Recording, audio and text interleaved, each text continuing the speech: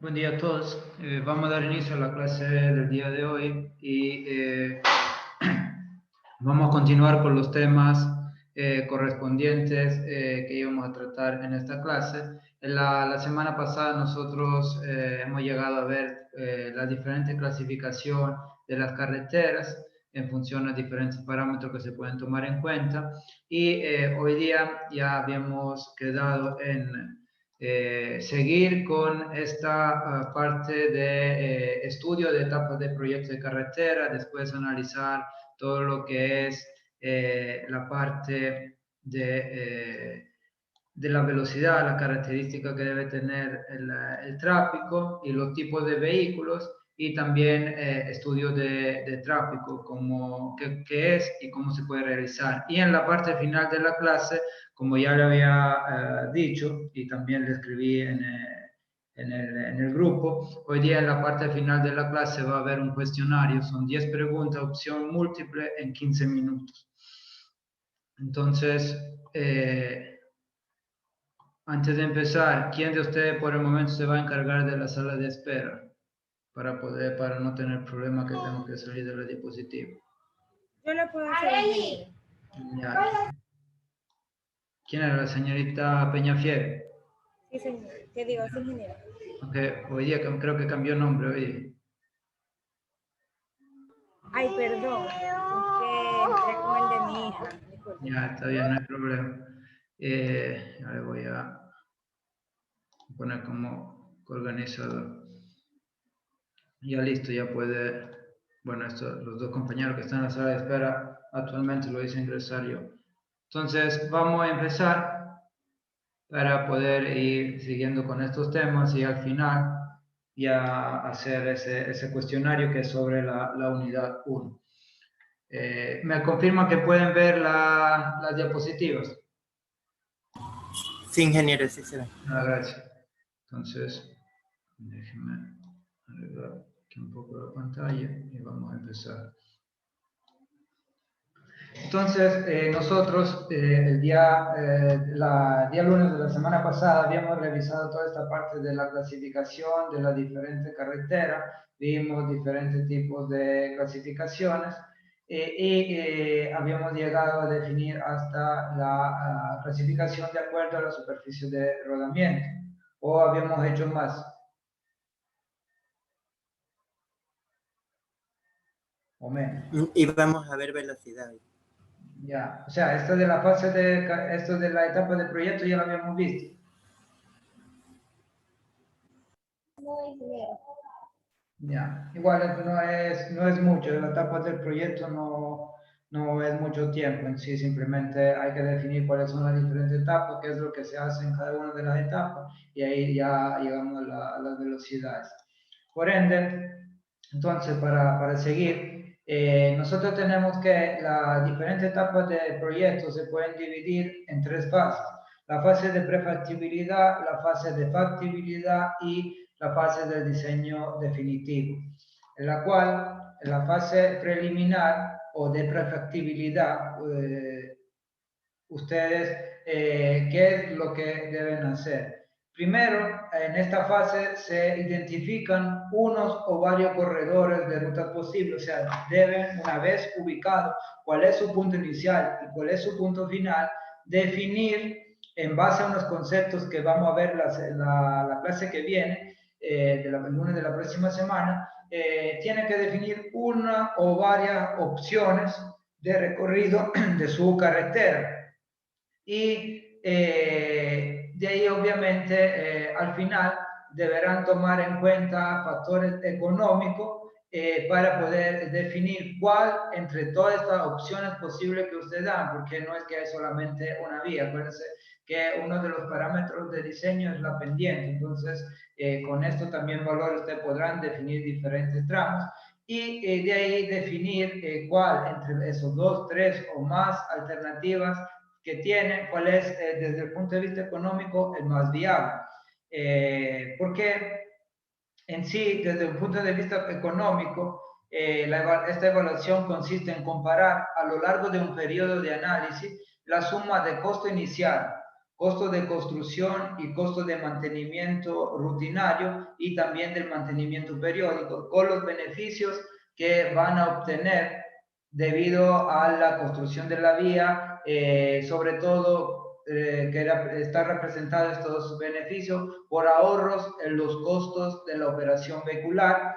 Y de ahí, una vez que usted tiene esta información, como relación beneficio-costo y la tasa interna de retorno, la proporciona para que se pueda hacer una evaluación de las diferentes alternativas, para que la institución o el cliente, vamos a hablar, a decirlo así en general, que sea público o privado, pueda decidir si esa carretera es viable desde un punto de vista técnico, pero sobre todo desde un punto de vista económico. ¿Por qué? Si no lo es, sobre todo desde un punto de vista económico, lo que van a hacer es decir, bueno, vamos a archivar este proyecto, no vamos a seguir, pero en el caso si se vaya a aprobar y se diga que, bueno, vamos a seguir con el diseño, porque es por el momento con esta información que usted nos proporciona, sí tenemos los recursos y también económicamente es una obra viable,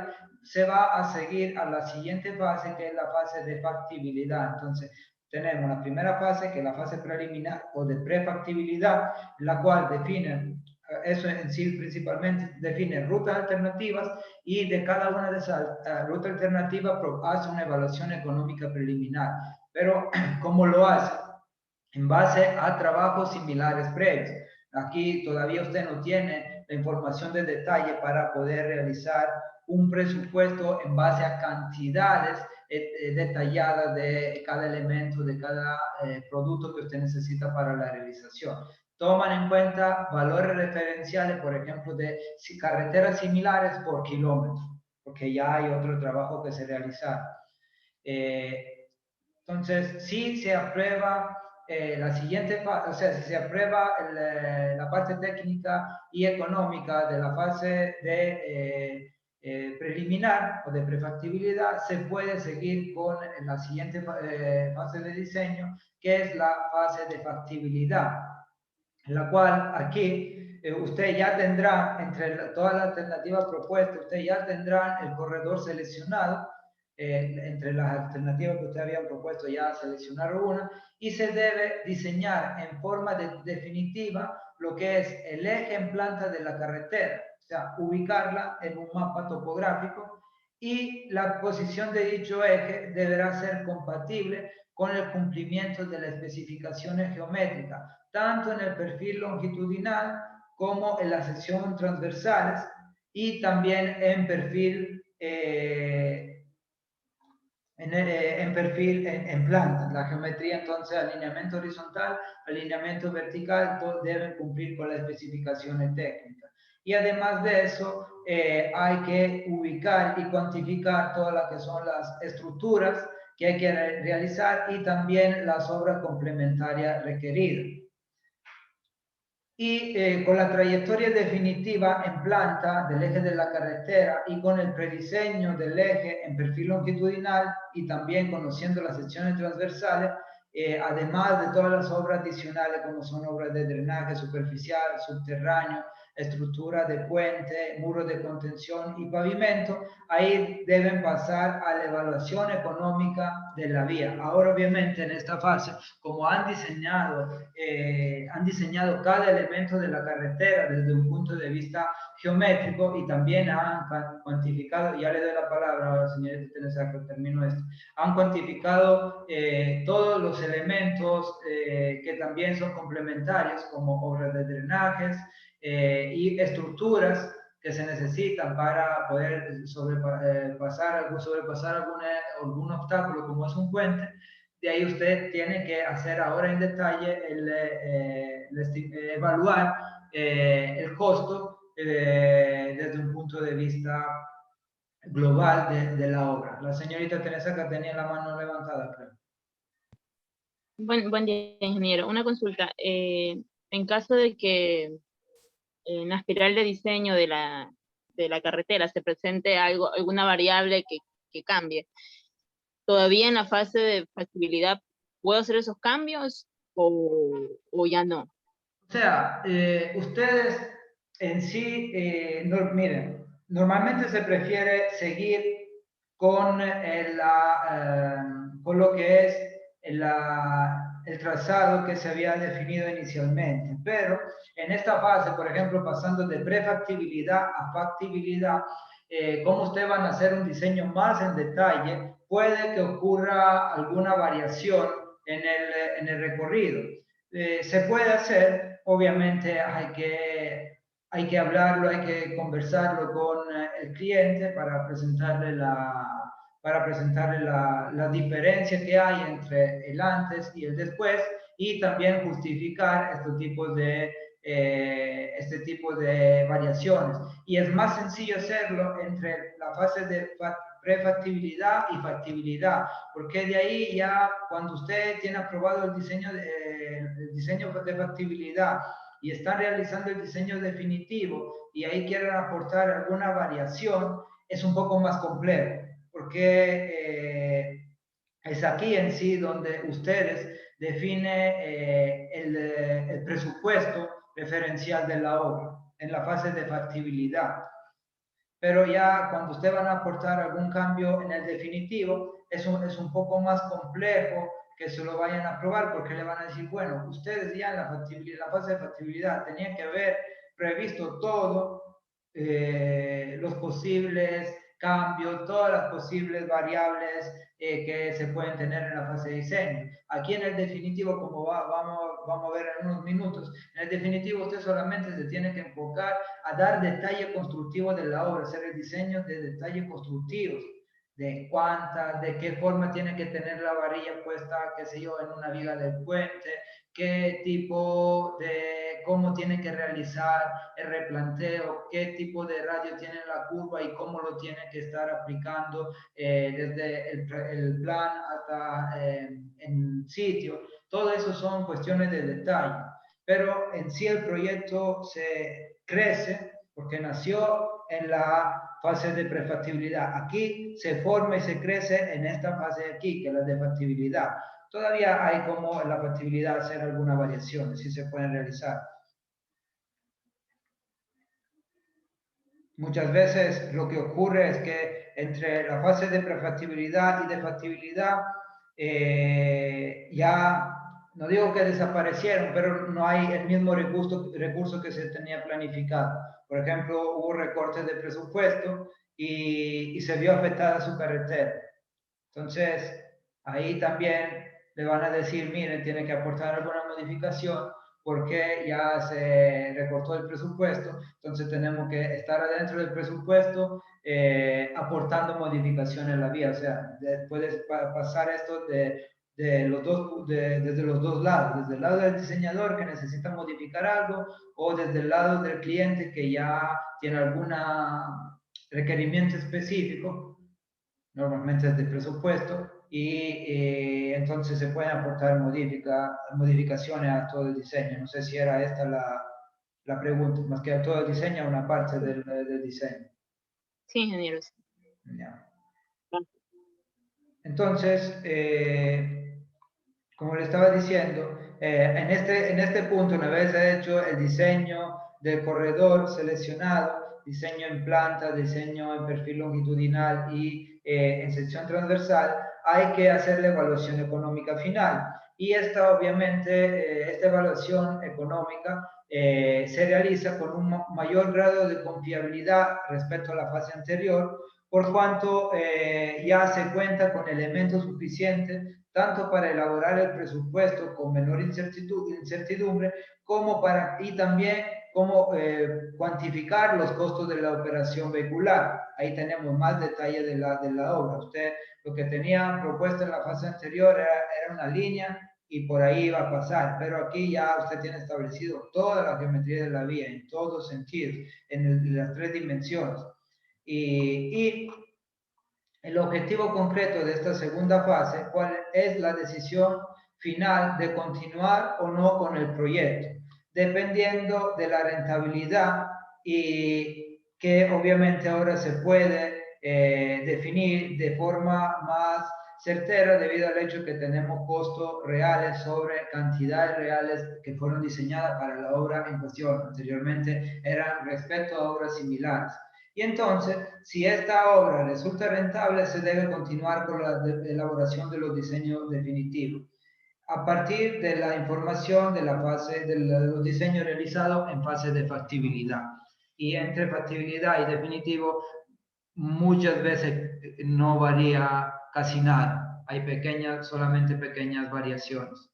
Entonces, resumiendo aquí, ¿qué es lo que deben hacer en la fase de factibilidad? Una vez seleccionado el corredor entre las diferentes alternativas, diseñar desde un punto de vista geométrico en las 3 dimensiones, y en planta, en sección transversal y en perfil longitudinal la carretera, y obviamente cuantificar todas las obras complementarias, el sistema de drenaje, puentes, túneles si es que hay, y con esta información hacer una evaluación cuantitativa del costo en base a toda la información que usted tiene, porque ahora, por ejemplo, si necesita cuantificar la cantidad de material de base que necesitan, lo pueden hacer. Si necesita cuantificar la subbase, lo pueden hacer. El asfalto, el hormigón, lo pueden hacer. Si tiene alguna obra especial, alcantarilla, pueden decir cuántos metros de alcantarilla necesitan, cuántos metros de cuneta necesitan, qué tipo de sección tendrá, qué volumen de hormigón necesitan para realizarla, para las alcantarillas, qué cantidad de hierro necesitan. Obviamente, esto todo es parte de un diseño de una carretera. De ahí habrá, si usted trabaja en algún equipo, habrá la persona que se ocupa del diseño geométrico, otra persona que se ocupa del drenaje superficial y subterráneo, y otros que muy probablemente se van a ocupar, si es que hay que diseñar puentes, del diseño de puentes. Obviamente no es que un ingeniero puede hacer todo, cada uno tiene su área específica de intervención, de especialidad, entonces de ahí uno hará el diseño, como les decía, el diseño de la vía geométrico, el otro hará el diseño estructural del puente, si existe un puente, y cada uno aporta con sus conocimientos, pero al final debe haber una persona o alguien que recolecte toda la información de cantidades que derivan desde los diferentes ámbitos para poder definir un valor, un costo de la obra total para presentar este presupuesto, y que de ahí el cliente defina si para él es rentable o menos la construcción de la obra. Porque, como ya les dije y le voy a repetir, ya tiene cómo definir el costo con una mayor confiabilidad que la fase de prefactibilidad. Entonces, si le van aprobando lo que usted presente en esta fase, técnicamente y económicamente, pueden pasar a la fase de diseño definitivo, en la cual en esta fase se elaboran los diseños detallados, tanto geométricos como de toda la estructura y obras complementarias que se requieran, de tal forma que se pueda localizar y materializar la carretera a través de su construcción. O sea, con estos planos definitivos, y son de ahí, con estos planos es que los ingenieros y los trabajadores estarán en la obra para poder realizar la misma. Entonces, es importante dar los detalles de cualquier elemento, de cualquier tramo de vía que tenga una cara, porque normalmente lo que se hace es definir una sección tipo de la vía, y esa sección tipo será la sección que más aparece en el trayecto de la misma. La cuestión es que de ahí habrá puntos en la cual, por ejemplo, hay alguna variación como en curva o alguna curva específica vertical, que hay que presentar también los detalles, también de los muros de contención. Por ejemplo, si usted tiene un muro de contención, tiene que definir las características, la alcantarilla tiene que definir si la va a hacer rectangular, redonda, cuadrada, cuántos cajones, qué longitud tendrá para poder definir el material con la cual se va a construir, si utilizan tubería en acero, tubería en PVC, tubería en hormigón. Obviamente, de ahí esa tubería de la alcantarilla tendrán unas dimensiones mínimas que están establecidas por la NEVI, pero eso no es objeto de este curso. Y en todo caso, la decisión de construir la carretera es de carácter eminentemente político. Ustedes no deciden, ustedes diseñan el punto, respetando obviamente las prioridades que fueron establecidas por las autoridades gubernamentales. Lo que se hace es una planificación y en base a una planificación se destina un presupuesto, se va destinando un presupuesto a una determinada obra y en base a las prioridades establecidas, de ahí la política tomará la decisión de seguir o menos con el diseño. Obviamente, toda esta fase de diseño preliminar, factibilidad y definitivo tendrá obviamente su costo, pero que ahí está relacionado con el valor, con el presupuesto de la obra. Pero a veces pasa que usted llega a la fase definitiva todo completo y le dicen que ya no tiene presupuesto para realizar la obra o prefieren esperar, pero usted hasta el momento el diseño ya lo realizó, obviamente deberá ser remunerado por el trabajo que han hecho hasta el momento, hasta esta fase de diseño en la cual se encontraron. Y es conveniente enfatizar que las decisiones asociadas al diseño geométrico deben ser tomadas en concordancia con las condiciones prevalecientes en cuanto a geología, geotecnia, hidrología, hidráulica de los cauces que se pueden encontrar en el recorrido de la vía.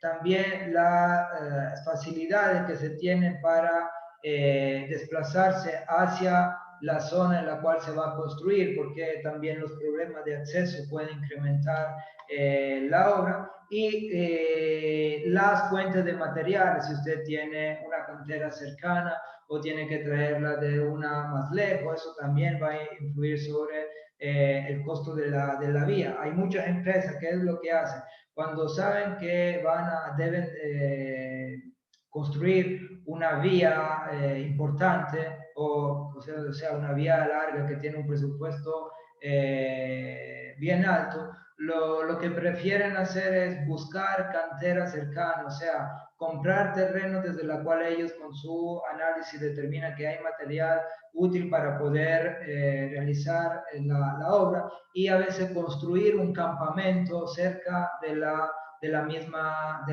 vía, porque esta construcción de campamento, aunque a veces uno puede pensar que es botar la plata, si ustedes habían analizado que tenían que traer el material desde zonas distantes, mucho distantes al punto de trabajo, van a recuperar esta inversión de la construcción del campamento y de la cantera mediante el ahorro en transporte, porque el transporte también no tendrá su costo, y eso va por metro cúbico.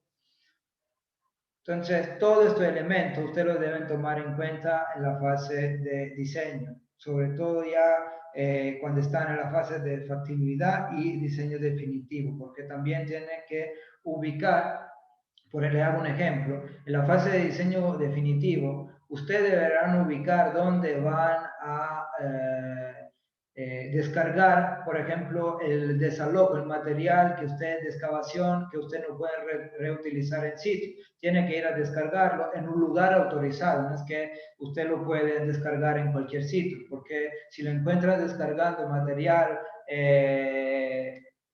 desechos en sí, porque al final, aunque sea tierra, si usted no lo puede reutilizar, es un desecho de la construcción, deberán ubicarlo en un sitio autorizado por el municipio, para que de ahí no le hagan alguna multa, porque también le podrían hacer multas, sobre todo a la empresa constructora. pero de ahí todavía no sabemos si ustedes estarán trabajando para el que diseña o el para que realiza la obra. Entonces, es bueno conocer todos estos conceptos. Lo que le puedo decir que muchas veces se emplean para rellenar canteras que ya no están activas o también para rellenos sanitarios, todo este tipo de suelo. ¿Preguntas hasta el momento?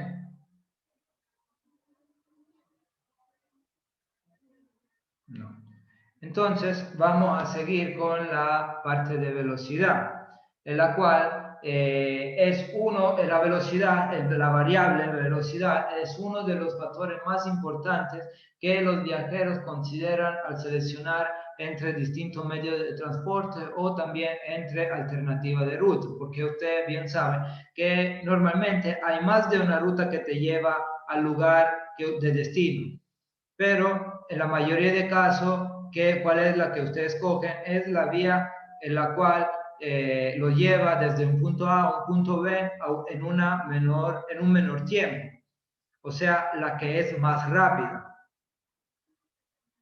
Y por ende, ahora nosotros vamos a analizar las diferentes, las diferentes condiciones que afectan la velocidad. Porque aquí en este esquema que lo que tiene es que la velocidad está afectada por la característica de la carretera, el clima, presencia de vehículos y limitación de velocidad. Y aunque alguno de estos elementos puede ser determinante respecto a otros, al final los efectos de todos estos factores se van combinando. Y tenemos que la calidad de un medio de transporte al movilizar personas o mercancía se juzga por su eficiencia y también economía, en la cual está relacionado directamente con la velocidad. Y la velocidad de los vehículos en una vía depende, además de la capacidad de los conductores y de los vehículos, de estos 4 elementos que nosotros hemos analizado: características de la carretera, clima, presencia de vehículos y limitación de velocidad. Porque la característica de la carretera, ustedes saben que si en una vía recta pueden tener una velocidad, si están en curva normalmente tiene que disminuir la velocidad, entonces esa velocidad se ve afectada. El clima, ejemplo en Guayaquil, aunque ahora no estén en Guayaquil, pero como estuvieron alguna vez en Guayaquil antes de eso de la pandemia, y en invierno y en verano, ¿qué es lo que pasa cuando hay lluvia respecto a cuando no hay lluvia? Es que de ahí se encuentra muchas vías colapsadas, pero al final la cantidad de vehículos que hay el día con lluvia es la misma que habrá el día sin lluvia, en promedio. Y entonces, ¿por qué un día con lluvia colapsa la misma vía y el día siguiente que no hay lluvia no hay ningún problema?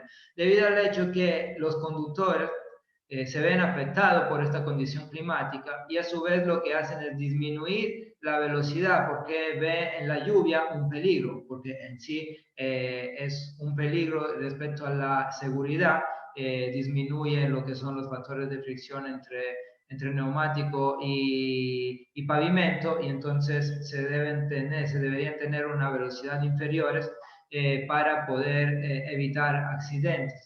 Entonces, el conductor se ve afectado, lo que hace es disminuir la velocidad y esto influye directamente sobre la capacidad de la vía, porque ustedes esto lo pueden ver también desde un punto de vista de la ecuación de continuidad que han seguro utilizado en otra asignatura. ¿Qué es lo que pasa? Usted tiene una determinada sección, tiene una determinada velocidad. Si usted multiplica la superficie de la sección por esta velocidad, usted obtiene un volumen que pasa por esta sección en la unidad de tiempo. Entonces, lo mismo pasa con los vehículos. Si usted disminuye la velocidad de los vehículos, considerando siempre la misma sección, la misma sección transversal, usted lo que obtiene es que el volumen de tráfico que puede pasar por esa sección en la misma unidad de tiempo será menor. Entonces, por eso que se ve la velocidad también se ve afectada, o sea, el clima afecta la velocidad y muchas veces colapsan las vías, sobre todo urbanas. hablando de Guayaquil. De ahí también la velocidad se ve afectada por la presencia de vehículos.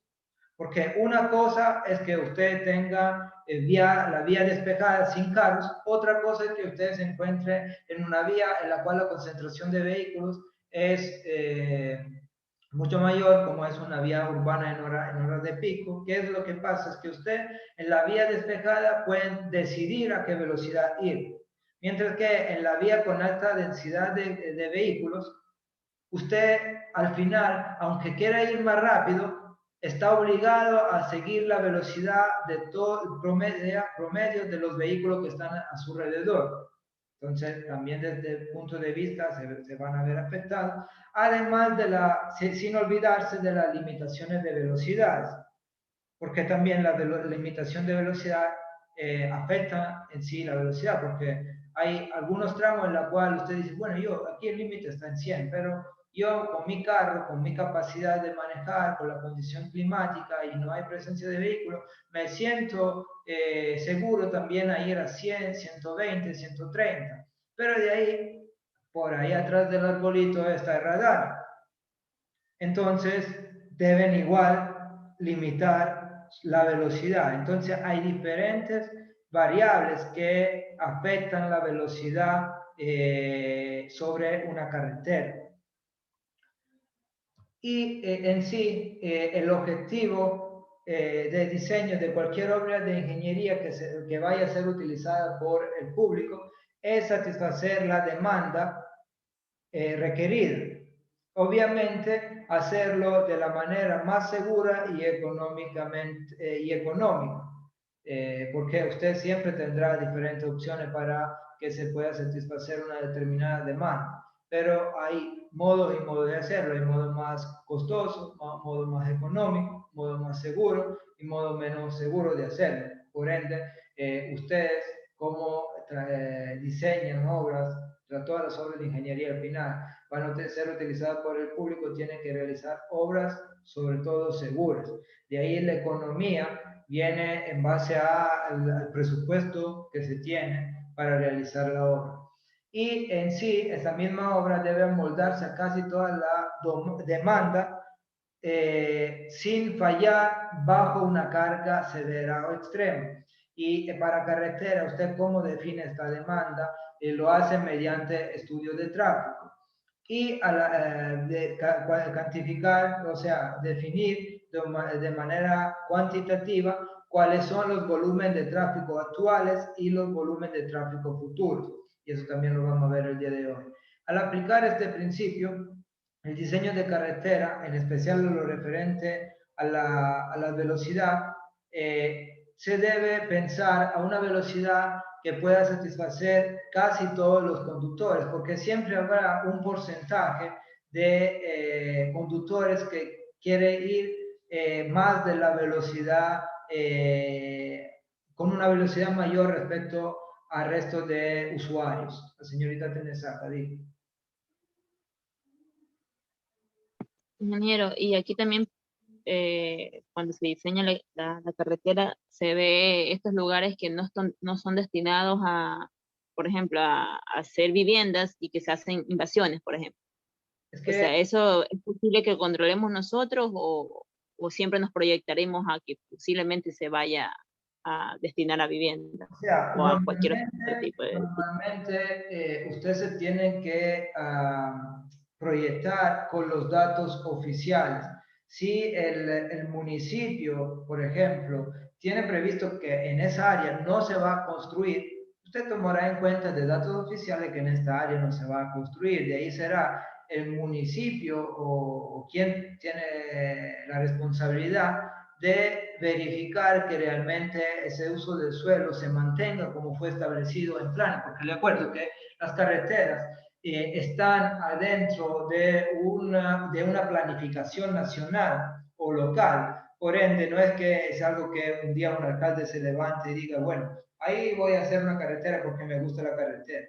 No, está bien que haga la carretera, pero hay que planificar todo lo que está alrededor de la carretera. Y además, usted sí podrá, habrá una forma de definir cuál es el tráfico que, por ejemplo, se genera nuevo, adicional, con esta nueva carretera que ustedes van a realizar. Pero de ahí, usted siempre deberán tomar en cuenta datos oficiales, porque en un informe deben hacer referencia cuando utilizan un dato que, por ejemplo, ustedes no tomaron, que simplemente lo han sacado desde una norma. Tiene que apegarse a cómo también a lo que está definido en la metodología de determinación de este determinado parámetro, porque no siempre todos los parámetros usted lo va a utilizar. Por ejemplo, el mismo Ministerio de Obras y Transporte Público, por cada 5 o 10 años, lo que hace es proporcionar un factor de crecimiento vehicular en base a estudios estadísticos que se hacen sobre la cantidad de vehículos presentes en una determinada zona, el crecimiento poblacional que se puede esperar en base al estudio de censo y etcétera. Entonces dice, bueno, nosotros estamos hipotizando un incremento de tanto porcentaje en X año.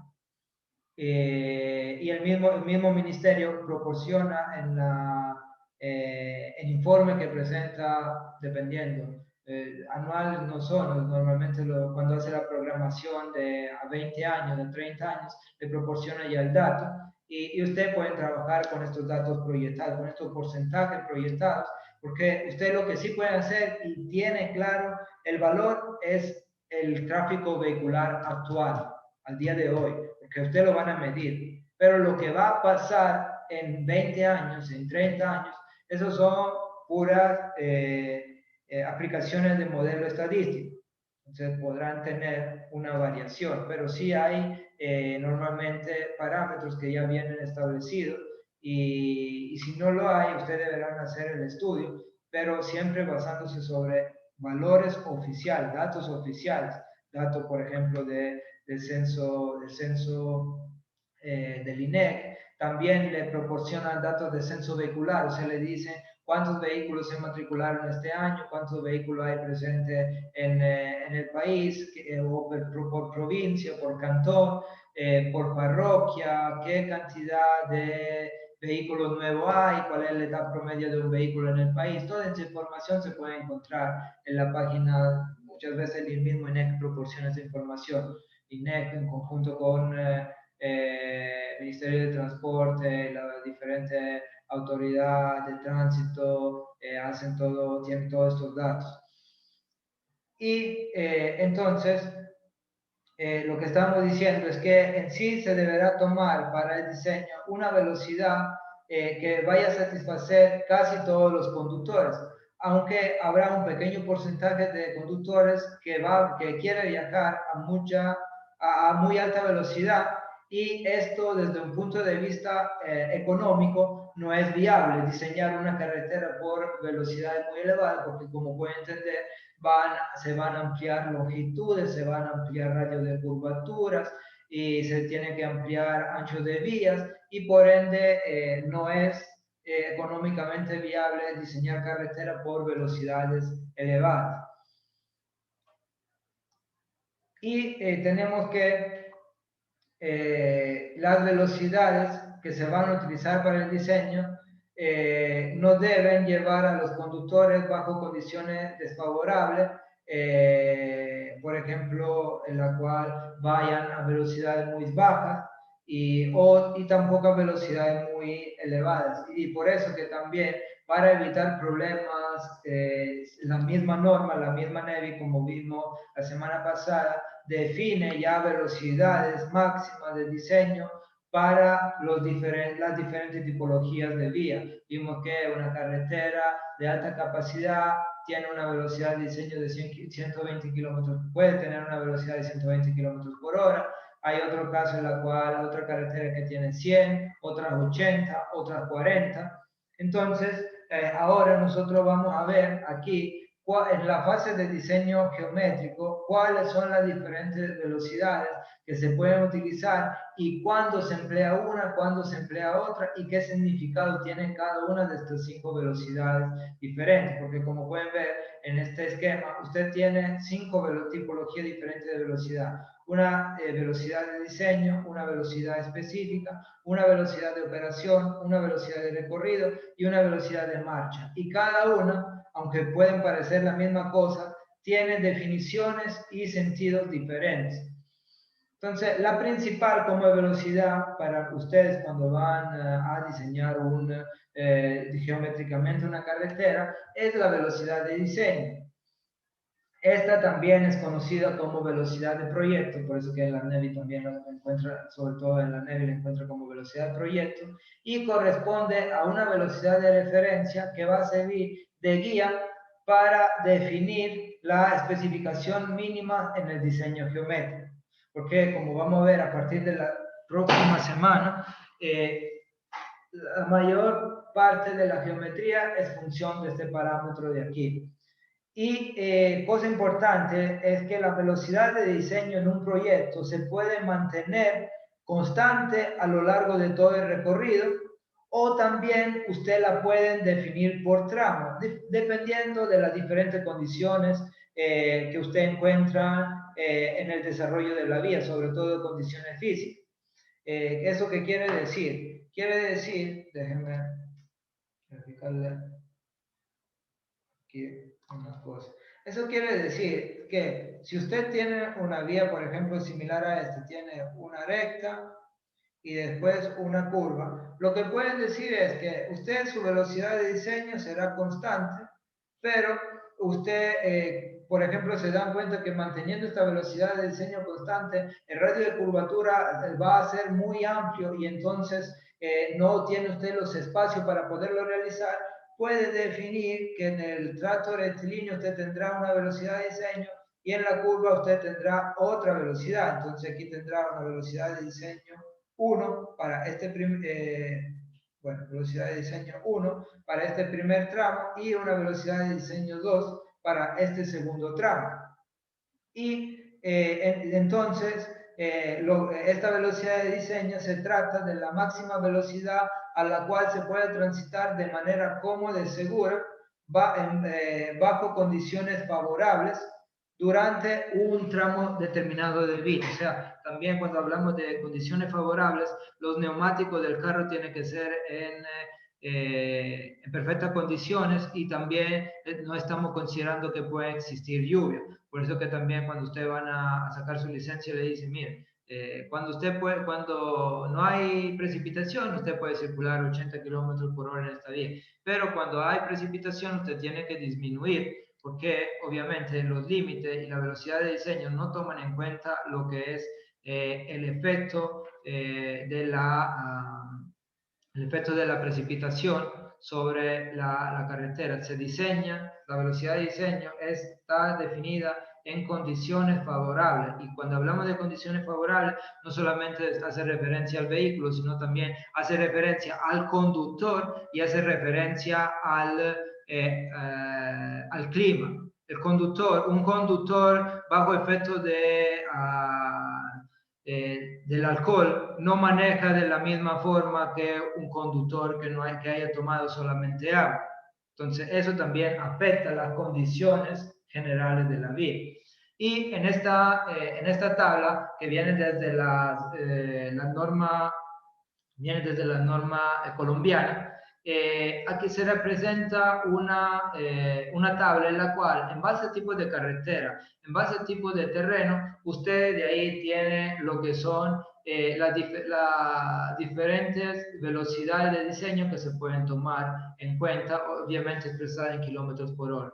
Aquí usted tendrá esa carretera principal de 2 calzadas, sería para nosotros las vías de alta capacidad. Después están aquí las carreteras, en la cual tiene, que son siempre principales, pero son de una sola calzada, no tiene 2 calzadas, no tiene los carriles separados, las calzadas separadas. Después están las carreteras básicas y está la carretera agrícolas. Y en base al tipo de terreno, ustedes pueden ver que varía un poco la velocidad de diseño. Obviamente, en una zona plana, la velocidad de diseño podrá ser un poco mayor respecto a una zona escarpada. Y lo mismo pasa para todas las condiciones. Y entonces, ustedes de ahí podrán definir toda la velocidad en base a lo que usted necesita. La norma le dice que máximo puede, por ejemplo, para una carretera de alta capacidad, usted puede utilizar un valor máximo de 120 kilómetros por hora de diseño. Pero si ustedes justifican la reducción, pueden obviamente emplear valores inferiores, obviamente justificando, como el tema que le decía acá. Por ejemplo, usted aquí podrán poner 120 kilómetros por hora y aquí una velocidad menor a 120 kilómetros por hora. Pero ahora vamos a ver cuál es la limitación, porque tampoco usted puede decir que esto lo ponga a 120 kilómetros por hora y esto lo ponga a 40. Hay una limitación que viene desde la NEVI, que también toma en cuenta estas variaciones de velocidad. Y entonces, en todo el alineamiento horizontal como en el vertical, todos los elementos van a estar sujetos a esta velocidad de diseño. En el alineamiento horizontal, ¿cuáles son los elementos que se ven afectados? Son el radio de curvatura, las distancias de visibilidad, que son los que más dependen de este elemento. Mientras que en el alineamiento vertical tendrán que lo que más se ven afectados por estos parámetros son la pendiente máxima y la longitud mínima de curva. Y por ende, también en el diseño transversal serán parámetros que dependen directamente del elemento, que depende directamente de la velocidad, el ancho de la calzada, el ancho de la berma. Mayor es la velocidad, mayor deberá ser el ancho de la calzada y de la berma, mayor deberá ser el peralte hasta llegar a un valor máximo. También los sobreanchos son proporcionales a la velocidad. Y entonces, la velocidad de diseño se define a partir de diferentes factores, entre los cuales está la importancia y categoría de la vía, volúmenes esperados, condiciones topográficas, disponibilidad de recursos económicos y también el uso de la tierra y el servicio que se le quiere ofrecer, la calidad del servicio que se le quiere ofrecer.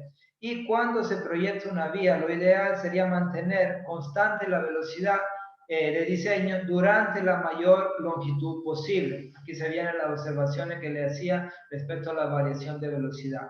Lo ideal, como le decía, sería mantener una velocidad constante a lo largo de la longitud, mayor longitud posible en la vía. Pero cuando estas condiciones no se pueden mantener, porque debido a la topografía o debido a otros factores externos, lo mínimo recomendado para que se mantenga una velocidad de diseño constante en un determinado tramo es de 2 kilómetros. O sea, es preferible mantener una velocidad constante como mínimo en un tramo de 2 kilómetros. Y además de eso, no podrán usted poner variaciones de velocidades mayores a 20 kilómetros por hora entre tramos. Esto significa que, regresando a nuestro dibujito aquí, ustedes entre esta que tiene 120 kilómetros por hora y la otra que quieren hacer una variación, y en este caso reducir, no pueden poner una variación de velocidad menor a 20 kilómetros por hora. Entonces, por la NEVI, la variación, disculpe, mayor a 20 kilómetros por hora. Entonces, la NEVI lo que hace es establecer, eso está en la NEVI, que la variación máxima de velocidad entre tramos, con velocidades diferentes obviamente, debe ser menor o igual a 20 kilómetros por hora. Y esto significa que en este punto máximo su velocidad de diseño la pueden bajar de 20 kilómetros por hora, entonces deberá ser mayor o igual a 100. Entonces, como pueden ver, ustedes si, por ejemplo, en una pregunta de examen le pongo, o de un cuestionario, ¿es correcto decir que la velocidad de diseño en el tramo 1 es de 120 kilómetros por hora y en el tramo 2 yo tengo una velocidad de diseño de 60 kilómetros por hora? La respuesta es no, esto está mal. ¿Por qué? Porque la misma NEVI nos dice que máximo puedo tener una variación de velocidad de 20 kilómetros por hora, máximo.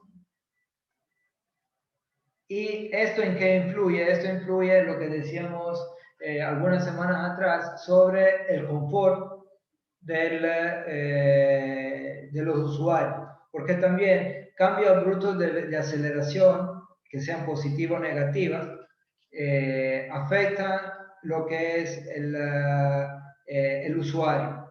Entonces, en comodidad y en seguridad. Por ende, la NEVI, después de diferentes estudios y también basándose sobre otras normas que fueron desarrolladas antes, puede ser máxima esta variación de 20 kilómetros por hora. Hasta aquí, ¿alguna duda? Que esto es lo que teníamos que decir respecto a la velocidad de diseño.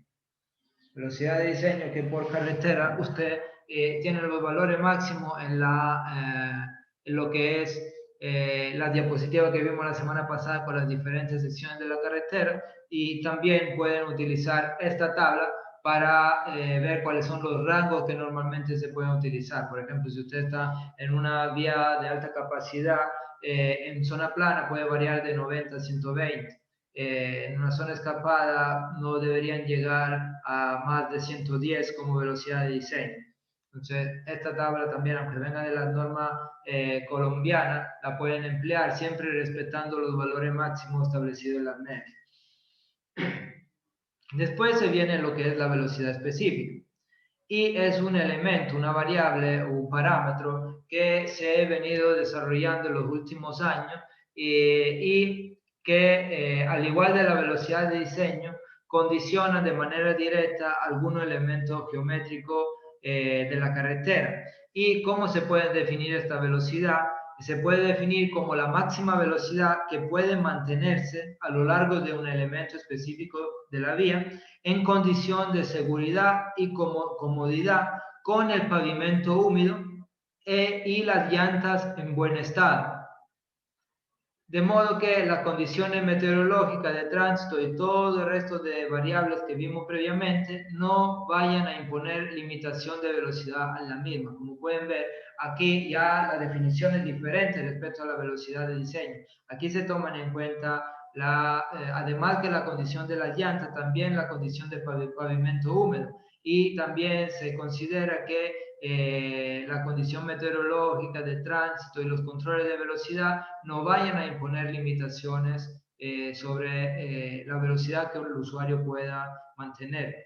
Entonces, aunque se tenga una velocidad de diseño para el tramo de una carretera, las velocidades que se presentan varían de acuerdo a los radios de curvatura y a las condiciones de la carretera. Eso quiere decir que el conductor, aunque conozca la velocidad de diseño del tramo de la carretera que está recorriendo, él va a aumentar o disminuir su velocidad según las condiciones de la vía geométrica y sobre todo las condiciones geométricas.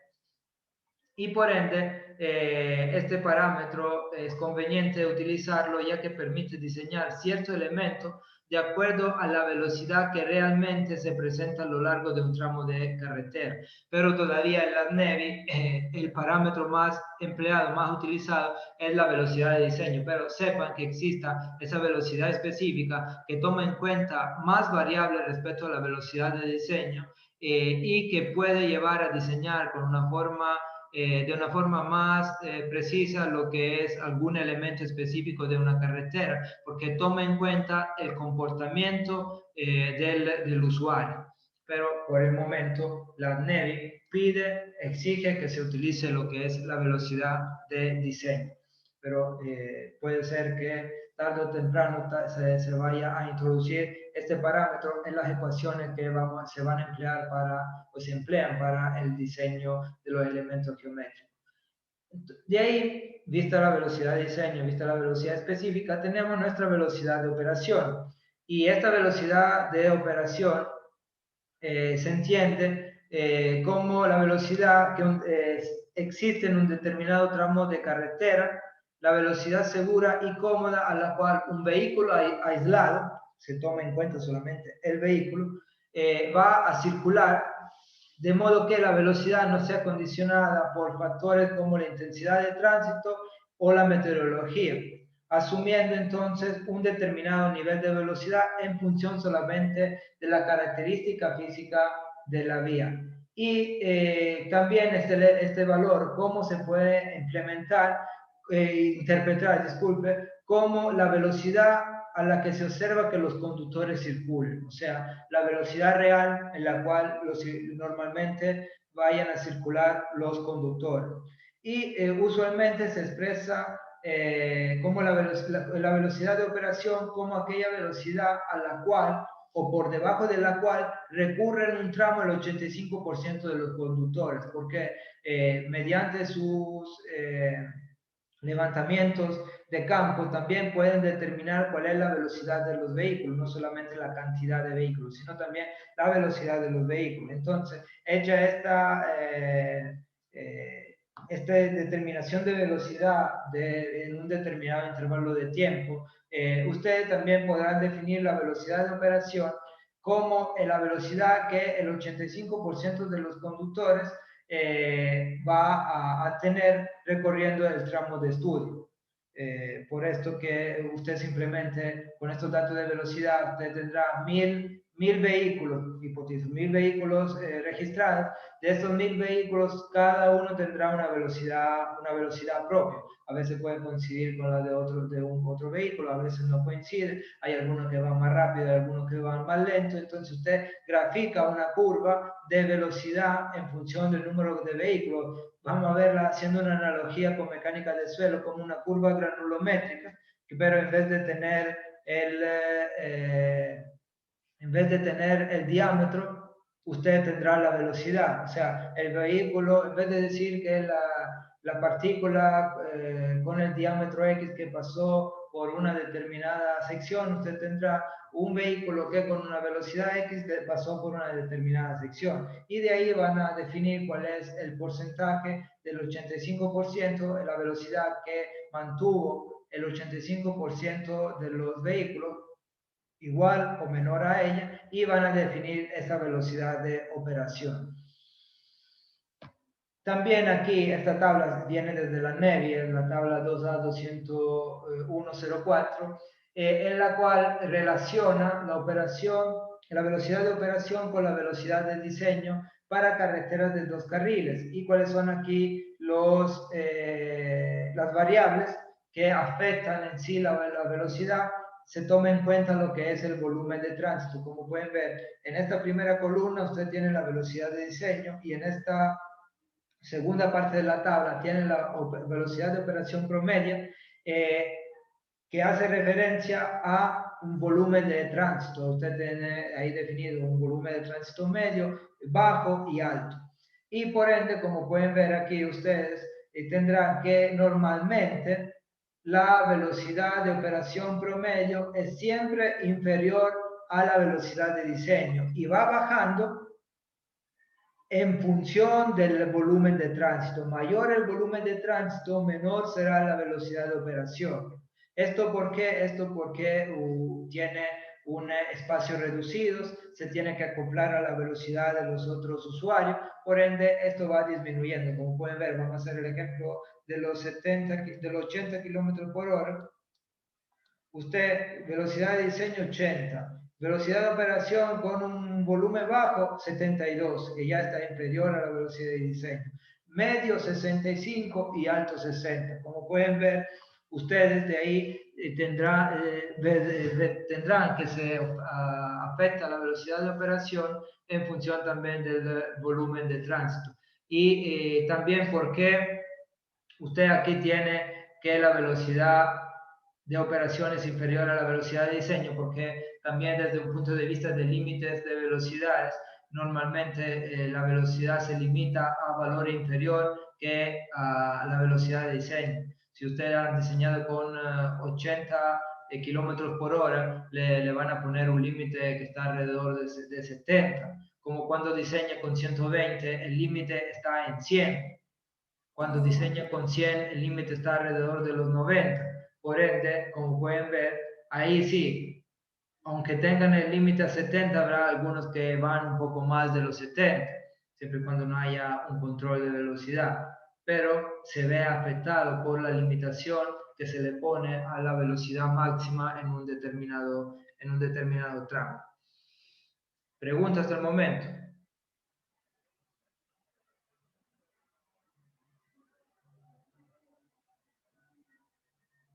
¿Alguna duda? ¿Algo que no está claro?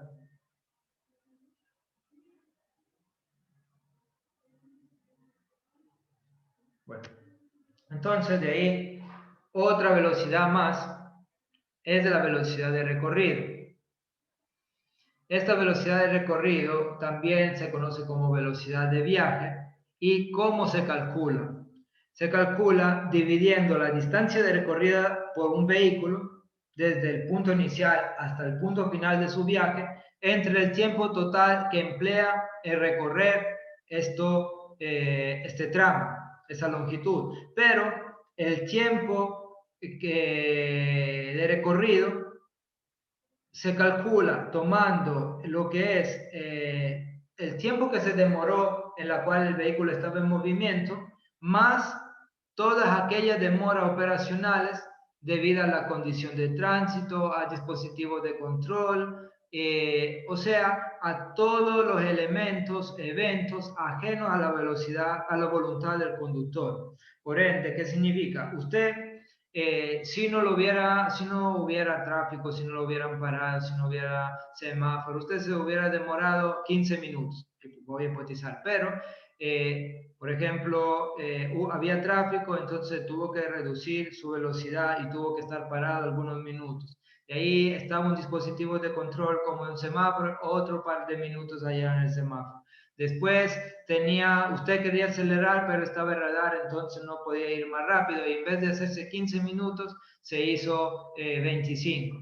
Entonces, esos son los 25 minutos, son el tiempo por la cual usted va a dividir la longitud para determinar la velocidad de recorrido. Se toman en cuenta todos estos eventos ajenos a la voluntad del conductor. Y la velocidad de recorrido puede ser individual como también una media de diferentes vehículos que están presentes y circulan en una carretera. Y en base a esta información también se puede mejorar el nivel de servicio si es necesario, tratando de reducir lo que es el tiempo de espera en un semáforo o también tratando de disminuir en lo posible los controles de velocidad, porque estos controles de velocidad, usted lo ven, si circulan en una ciudad, también en carretera rural, se dan cuenta que cuando un vehículo llega cerca de un radar, se da cuenta que un radar, aunque esté por debajo del límite, empieza a frenar. Usted está atrás de ese vehículo, está en 80, el límite está en 90, ve el radar y parece que ve algún fantasma y va frenando todavía más. No le pasó nunca estar atrás de un carro que iba a 80, límite a 90, ve un radar y frena para bajar a 60, 50 kilómetros por hora. Pasa. Entonces, muchas veces, después de un poco de estudios, prefieren, obviamente de acuerdo a diferentes, tiene que estar autorizado por la Agencia Nacional de Tránsito y otras instituciones, se elimina ese control en ese punto. Pero también de ahí se pone otro tipo de controles o se ponen controles en otros puntos donde pueden ser más efectivos, por ejemplo, cerca de una curva. Poner un radar es mucho más efectivo siempre y cuando lo quieran utilizar para aumentar la seguridad, porque un radar inmediatamente antes de una curva hace reducir la velocidad a los vehículos, entonces es una mayor seguridad en recorrer esa misma curva. Mientras que si simplemente lo pone atrás de un árbol en un rectilíneo, es simplemente sí para evitar que la gente vaya a más del límite, pero también es para poder pagar los mantenimientos de esa misma máquina, porque hay que darle mantenimiento y calibración, una cuestión también económica. Pero es una de las formas más efectivas de reducir la velocidad y también accidentes. Muchas veces un radar, un control de velocidad es la forma más efectiva de poder reducir accidentes y entonces también mejorar la calidad de la carretera. Y entonces esa es la velocidad de recorrido. Y si vamos a ver ahora la velocidad de marcha, parecen iguales, pero no lo son. ¿Por qué? La velocidad de marcha también se conoce como velocidad de crucero y se calcula al dividir siempre la distancia recorrida entre el punto inicial y el punto final entre el tiempo durante el cual el vehículo estuvo en movimiento bajo las condiciones existentes del tráfico, características físicas de la vía y dispositivos de control. Como pueden ver, ahora aquí no se toman en cuenta todos los eventos en la cual hicieron disminuir la velocidad o en sí parar el vehículo que fueron ajenos al conductor. Entonces, esta de ahí se toma como velocidad de marcha. La relación entre la distancia recorrida, el tiempo durante la cual el vehículo estuvo en movimiento. Obviamente, si le pregunta a usted, ¿cuál será la velocidad mayor? ¿La velocidad de recorrido o la velocidad de marcha? ¿Cuál entre las dos será la mayor?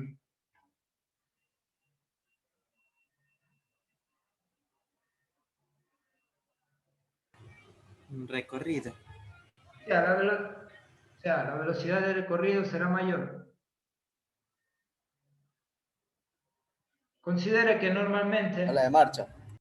será la velocidad de marcha. ¿Por qué será la velocidad de marcha? Porque los tiempos, que es el tiempo, el valor de tiempo que se utiliza para dividir la longitud, será obviamente un valor inferior porque no se toman en cuenta todos los eventos ajenos a la voluntad del conductor. Entonces, por ejemplo, para regresar al ejemplo anterior, usted llega a un semáforo. Usted está en su carro circulando y está el semáforo rojo, tiene que parar. Y ahí su cronómetro debería pararse en el mismo instante que usted se para y volver a activarse en el momento en el cual usted vuelve a poner su carro en movimiento, cosa que no hacía en el cálculo de la velocidad de recorrido. Por ende, que es obvio que la velocidad de marcha será mayor porque los tiempos de recorrido serán menores, siendo la velocidad inversamente proporcional al tiempo, menor es considerando siempre una misma longitud, menor es el tiempo, mayor es la velocidad. Por ende, en este caso, la velocidad de marcha será mayor respecto a la velocidad de recorrido.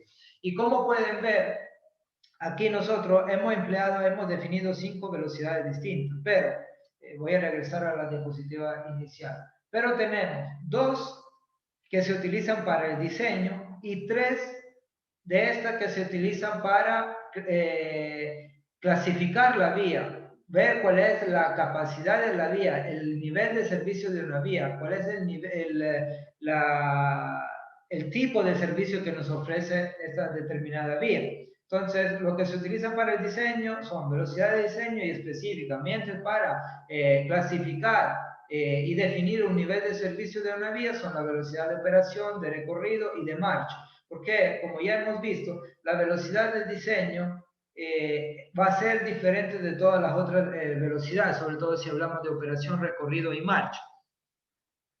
Una cosa es la velocidad de diseño en la cual usted diseña, obviamente, y menciona los elementos de una vía. Otra cosa será la velocidad de operación, recorrido y marcha. En la velocidad de diseño ustedes no toman en cuenta que hay un semáforo, hay tráfico. Simplemente consideran la vía, hacen consideración desde el punto de vista topográfico, de la importancia de la vía, y ahí se acabó. Pero de ahí, en utilizar la vía, hay muchas más variables que hay que tomar en cuenta. Pero obviamente Aquí la velocidad de diseño se toma como velocidad máxima que se podría dar en las mejores condiciones posibles, por ejemplo, que no haya, los semáforos estén apagados, no hay tráfico y usted pueda circular con la seguridad y comodidad requerida por las normas a tal velocidad. Pero en la vida real hay siempre algo que pueda modificar, que va a disminuir en la velocidad del diseño. Pregunta, porque esta es la parte de las velocidades. Después se viene la parte de los vehículos.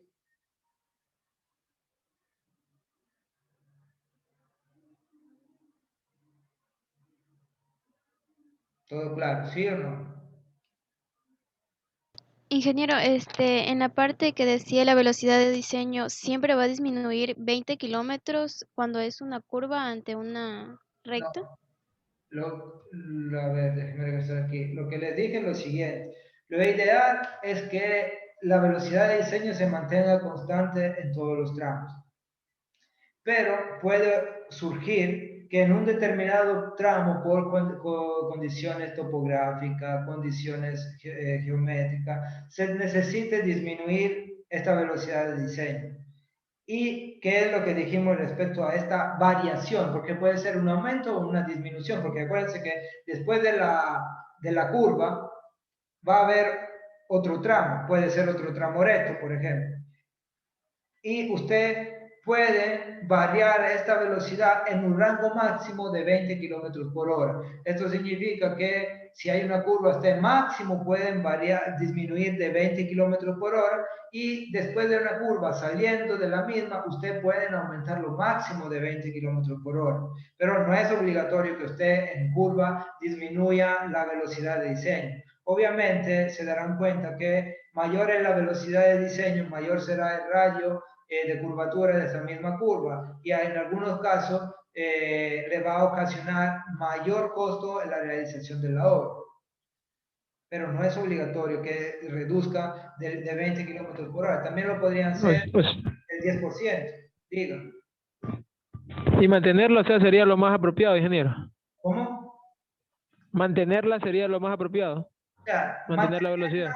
Desde un punto de vista de comodidad sería lo apropiado, pero no siempre se puede, desde un punto de vista económico. El punto de vista económico está por encima de todo el resto.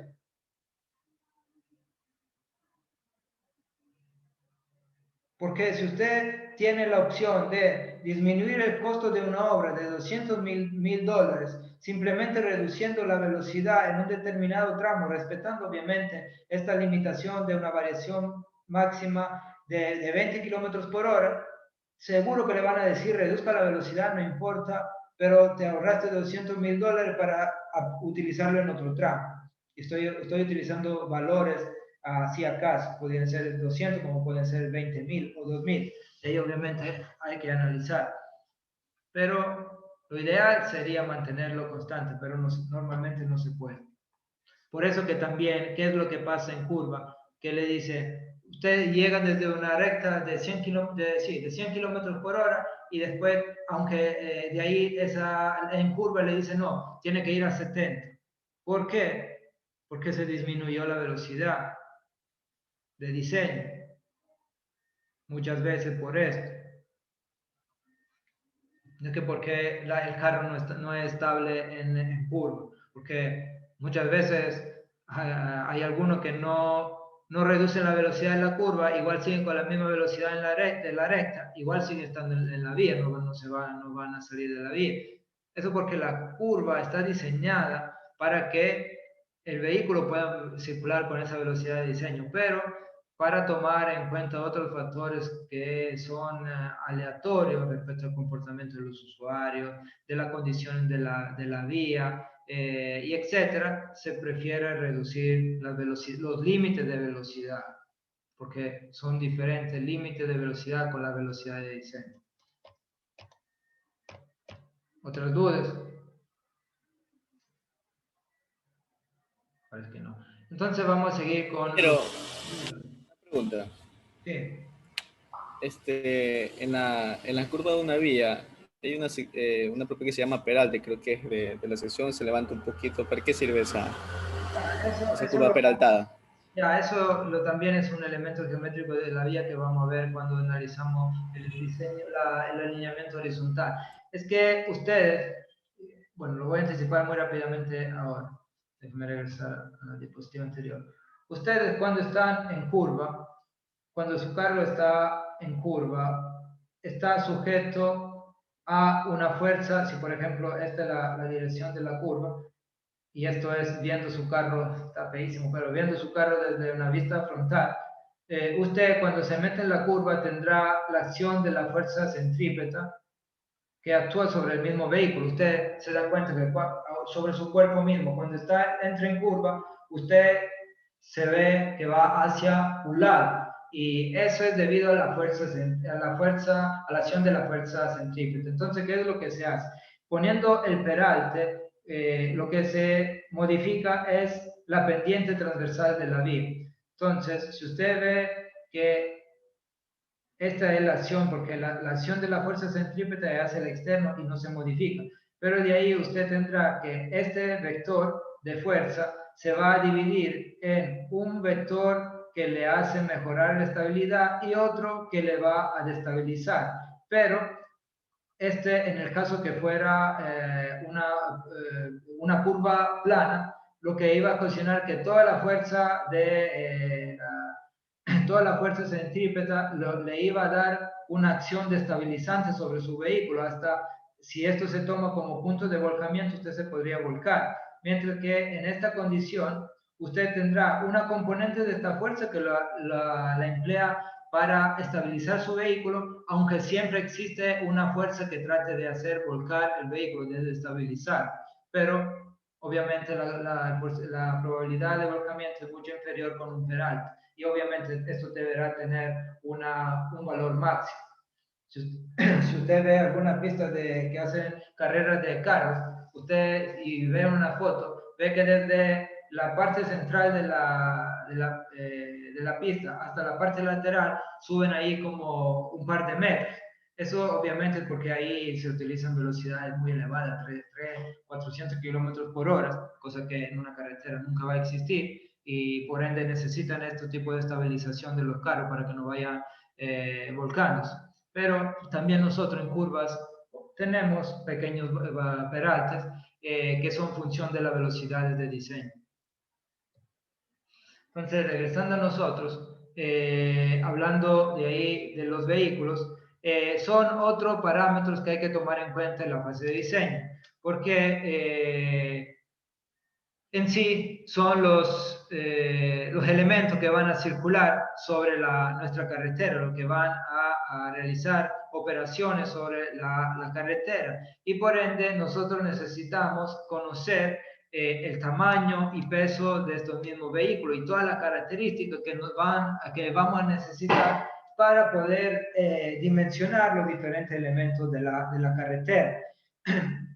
Porque en sí, si usted conoce que un vehículo de diseño que va a transitar sobre la carretera que está diseñando tiene un ancho de 3,50 metros, usted no va a contemplar un carril de 3 metros, porque sabe que en ese carril no va a entrar el vehículo de diseño que tiene un ancho mayor a su carril. Por ende, también la geometría, en función de los vehículos que pueden circular sobre el tramo que están diseñando. Y por ende, de ahí es necesario conocer cuál es el porcentaje, la composición del tránsito sobre una vía y entonces conocer cuál es el porcentaje de vehículo pesado y cuál es el porcentaje de vehículo liviano. Y los camiones, por ser generalmente más pesados que los buses y los automóviles y son también más lentos y ocupan también más espacio, tiene mayor efecto sobre el tránsito, porque en sí la operación de un camión, de un vehículo pesado, equivale a la operación de varios vehículos livianos. Y a mayor proporción de camiones en el tránsito, mayor será la intensidad del mismo. Entonces, menor capacidad de la carretera, que entonces de ahí debemos aumentar, por ejemplo, ancho de carril, el número de carriles, para llegar a un valor entre volumen de tráfico y capacidad de la vía que sea alrededor del 80%. Obviamente el volumen deberá ser menor a la capacidad de la vía, porque cuando el volumen es igual a la capacidad de la vía, ya empezamos a tener problemas desde un punto de vista de colapso de la vía desde un punto de vista de tránsito. No es que se va a dañar, es que ustedes van a tener velocidades muy bajas. Y generalmente hay dos clases de vehículos automotores, son los vehículos livianos y los vehículos pesados. Los vehículos livianos en estas categorías se incluyen lo que son motocicletas, automóviles, camionetas y pick-up con capacidad de hasta 8 pasajeros y ruedas sencillas en el eje trasero, en el eje posterior. Mientras que los vehículos pesados, como son camiones, buses y combinaciones de camiones, semirremolque, remolque, de más de 4 toneladas de peso y doble llanta en la rueda trasera se contempla en esta categoría. Entonces, ustedes pueden tener estas dos macro categorías, pero ahí adentro se pueden tener diferentes tipos de vehículos. Y generalmente se relaciona con el diseño geométrico de la carretera el dato de porcentaje de camiones sobre el tránsito total que se espera que vayan a utilizar la vía. ¿Y qué es el vehículo de diseño? Es el tipo de vehículo cuyo peso, dimensión y características de operación se vayan a emplear para definir las diferentes características geométricas de la vía. Y por lo general es necesario de conocer la longitud del vehículo de diseño, la altura, el ancho de estos vehículos que se toman como representativos de todo el tráfico que puede pasar. Y también se van a utilizar no solamente para el ancho de carriles, sino para definir las intersecciones, los retornos, porque acuérdense que los retornos de ahí necesitan un radio de curvatura, y también las curvas, cuál es el radio mínimo que se tiene que poner en una curva, porque puede ser que desde los cálculos que usted tenga, que puedan ser bajos, usted tendrá una radio de curvatura de 18 metros, pero de ahí el vehículo de diseño necesita como mínimo un radio de curvatura de 30 metros. Entonces ahí el vehículo de diseño es que también manda respecto al radio. Obviamente ahí hay que tomar en cuenta las dos variables. Radio mínimo en función de la velocidad y radio mínimo en función del vehículo de diseño.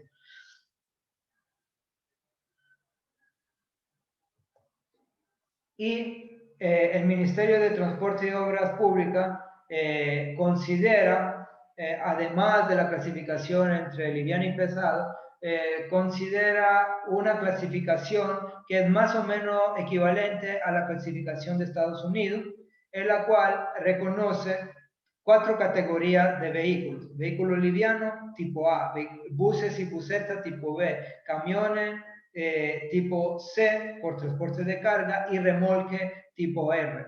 Y de ahí a su vez, adentro de los vehículos livianos se pueden tener vehículos livianos tipo A1 que son motocicletas y vehículos livianos tipo A2 que son automóviles.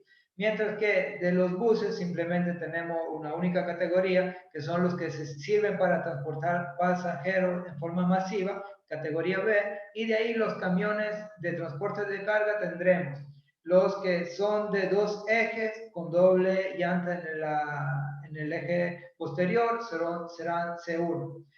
Camiones o tractocamiones de 3 ejes serán tipo C2 y camiones o tractocamiones con más de 3 ejes, o sea, con 4 para arriba, están categorizados como C3.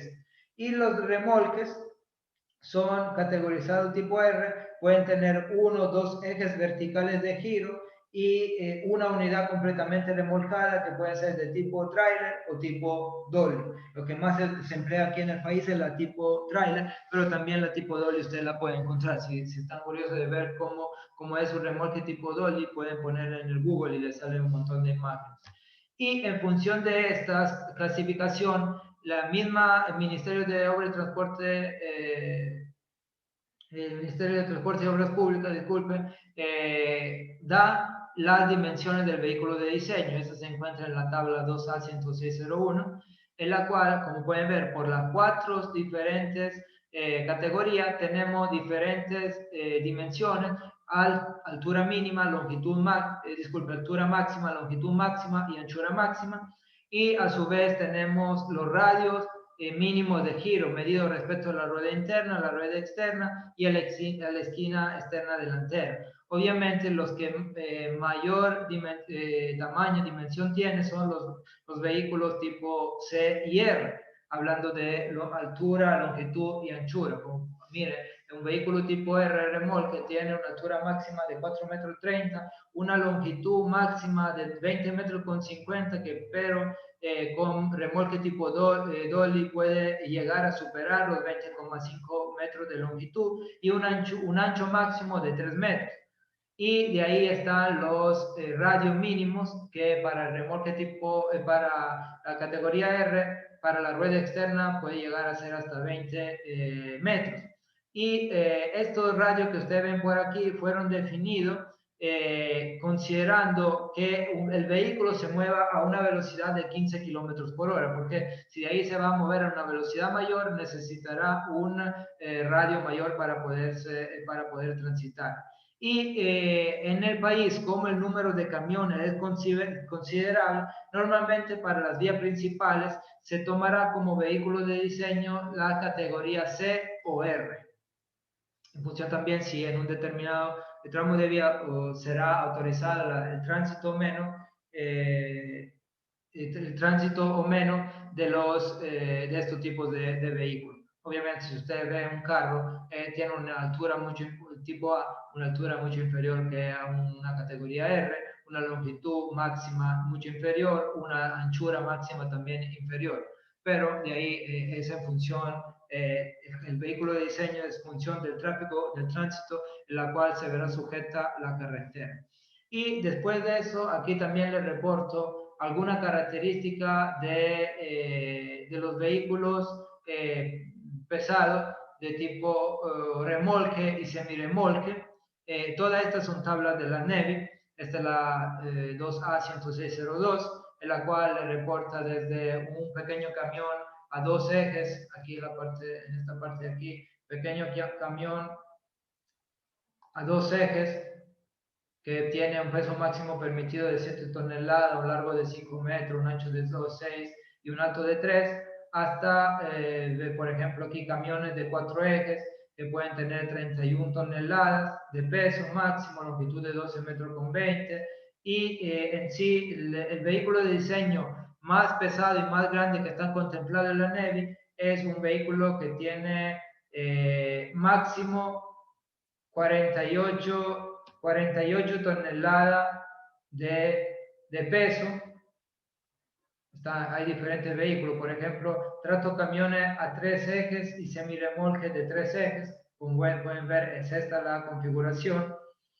También camión remolcador, en la cual está un camión con su carga y atrás remolcado otro elemento, y esto puede llegar hasta 48 toneladas. Por eso que usted, en los puentes principales, verán antes de ingresar al puente, le dice que la carga máxima es de 48 toneladas.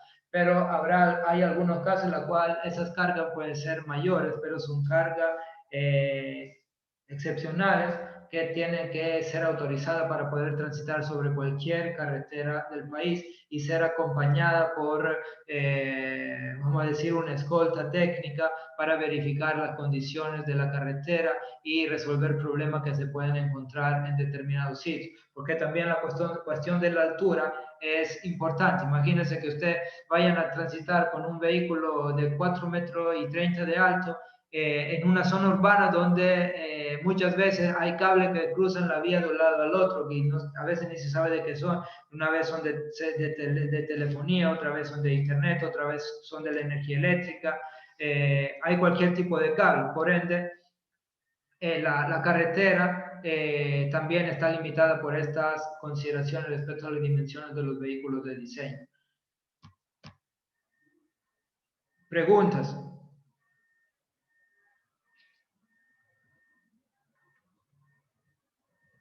vamos a seguir con esto. Vamos a hacer otra poca de diapositiva, otros 10-15 minutos y después ya 15 minutos para el cuestionario.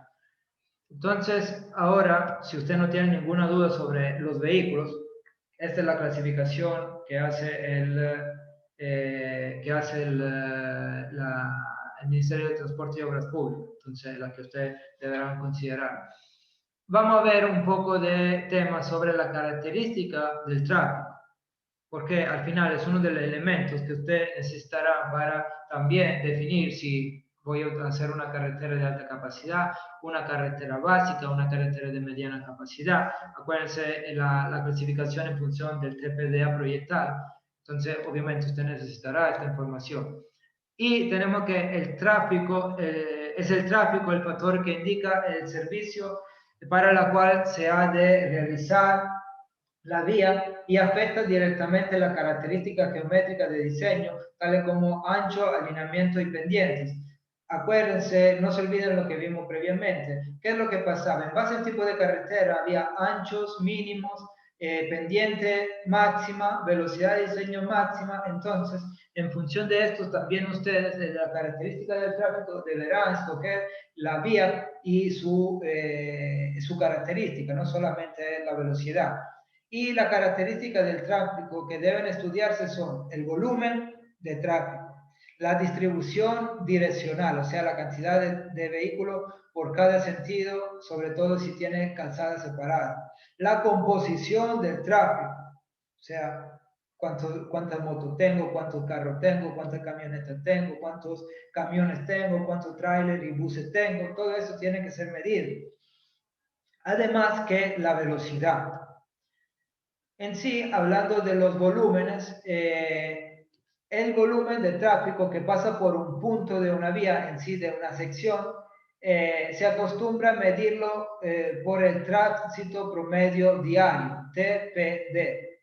TPD es tránsito promedio diario, el cual se define como el volumen total de vehículos que pasa en un determinado periodo, mayor de un día, menor de un año. Obviamente, para usted establecer un valor de tránsito promedio, mínimo deben hacer una medición mayor a un día, que tenga una duración mayor a un día. Si no, no pueden decir, bueno, el tránsito promedio diario es esto que yo medí con una hora de medición. Y cuando el periodo de conteo es de un año completo, usted puede obtener lo que se conoce como valor muy importante, TPDA, o sea, tránsito promedio diario anual. Aunque este valor, en base a unos estudios que se hacen, unas ecuaciones que existen, se puede proyectar con, aunque tengan medición inferior al año, usted lo pueden proyectar al año. Esto sí se puede hacer, pero obviamente no será un valor que tiene un porcentaje de error porque se emplearon fórmulas teóricas para poderlo obtener. Entonces, si usted tiene un equipo que mide en cualquier momento del día y cualquier día del año el tráfico sobre una determinada vía, lo que usted obtendrá es un tráfico promedio diario anual con datos reales. Pero muchas veces usted no tiene los recursos y el tiempo tampoco para poder instalar un equipo de medición en una vía que de ahí se mantenga a lo largo de un año más para que usted pueda obtener los datos. Porque muchas veces le pide esos estudios de tráfico para allá, entonces si le va bien tiene 1 o 2 meses para entregar, obviamente no van a tener, aunque tengan los recursos económicos, no van a tener el tiempo para hacer medición en un año. Entonces también esto hay que programarlo si se quieren tener esa información. Y para el diseño geométrico se debe utilizar un volumen de tráfico durante un periodo de tiempo más corto del día, porque en sí el tránsito promedio diario no refleja de manera apropiada las condiciones fluctuantes del volumen de tráfico. Porque usted en el día, si usted toma el tráfico en un día, habrá horarios y momentos en este 24 horas en la cual habrá pico de tráfico vehicular y otro momento en el cual a veces el tráfico llega hasta cero. Por ende, cuando ustedes van a diseñar el tráfico, van a hacer el diseño geométrico, deben tomar en cuenta los picos. Y el volumen que se utiliza es el tránsito horario. Tiene que medir hora a hora qué es lo que ha pasado y buscar el valor máximo de tránsito, y entonces este volumen horario emplearlo en el cálculo del diseño, en el diseño geométrico. Y el tránsito horario, TH, que debe usarse al diseñar es el de las horas de pico, o sea, de las horas de mayor volumen de tránsito. O sea, consideren, utilizando como ejemplo la avenida Delta afuera de la universidad. Si ustedes llegan a las 7, habrá un volumen de tráfico. Si ustedes van por ahí a las 10 de la mañana, no digo que no hay tráfico, pero no es el mismo. Entonces, obviamente, el pico se da en un determinado intervalo de tiempo, normalmente es un pico horario. Por ende, para el diseño deberán utilizar este valor de pico, como se hace muchas veces también en sanitaria. Siempre trato de hacer la analogía con otra asignatura. ¿Cómo se hace en sanitaria cuando ustedes quieren diseñar un sistema? Creo que ya vieron ustedes sanitaria, el sistema de diseño del sistema de agua potable. ¿Sí o no? Sí. Sí. ¿Qué es lo que hacen? Primero calculan un caudal medio en base a la población. Y después este caudal medio lo van multiplicando por caudales de pico horario, o dependiendo del tipo de sistema que están diseñando. ¿Para qué? Para que se pueda suplir a todos los usuarios en base a la demanda. En el caso de sanitaria es agua, en este caso es espacio para que puedan circular los vehículos. Porque nosotros podemos determinar los picos. Y entonces hay que determinar el tránsito horario y emplear el tránsito horario máximo. Y hablando del tránsito promedio diario, esto es importante con estos datos, la utilización efectiva que se está haciendo de la vía para justificar de manera económica la inversión, porque ustedes, ¿qué es lo que le van a decir? Mire, yo tengo esta vía que necesita esa cantidad, este volumen, esta capacidad, que por el momento con la característica que tiene es inferior al requerido. Entonces usted mostrándole los volúmenes de tráfico que existen actualmente, pueden de ahí justificar el requerimiento de que se implemente o se hagan trabajos que aumenten la capacidad de la vía, o hacer una vía nueva. Entonces, o también mejorar los pavimentos. Entonces, todos estos factores son importantes. Después, hablando de la distribución direccional, que era otro parámetro que hay que tomar en cuenta. Distribución se refiere al porcentaje de tráfico en cada una de las direcciones de la vía. Y eso también es importante conocerlo, que se hable de tránsito promedio diario o del tránsito horario. Y no es que solamente se da por el tránsito promedio y no por el tránsito horario. Se puede dar por los dos tipos de medición. En algunos sitios especiales, como las intersecciones con otras vías, se requiere conocer por separado los volúmenes de tránsito que se efectúen en las diferentes operaciones que se pueden realizar. Pero en otros casos, simplemente ustedes van a dar un valor total. En sí, las vías de dos carriles y doble vía se diseñan para el tráfico total en ambas direcciones. Y por lo tanto, para las vías de dos carriles de dos carriles, ustedes no necesitan conocer la distribución direccional del tráfico. Pero en la vía de más de dos carriles y con separación entre los carriles, usted sí deberá diseñar cada calzada por separado. Por ende, de ahí van a necesitar la cantidad de vehículos que van desde A a B y la cantidad de vehículos que van desde B a A. Entonces, en las dos direcciones. Eso depende también de la característica de la vía. Y de ahí, bueno, la composición de tráfico, ya hemos hablado un poco de los diferentes tipos de vehículos que pueden existir. Obviamente, en base a la ocupación que tiene la vía, habrá un comportamiento diferente, una capacidad diferente, y por ende hay que tomar en cuenta las dos tipologías de vehículo liviano y pesado. Y más adelante le voy a hacer ver una tabla con la cual se realizan las mediciones de tráfico. Y esta parte de aquí ya lo voy a saltar porque le defino otra vez cuáles son los vehículos livianos, cuáles son los vehículos pesados. Y ahora vamos a llegar hasta este punto de aquí. Déjenme anotar aquí hasta dónde se llegó.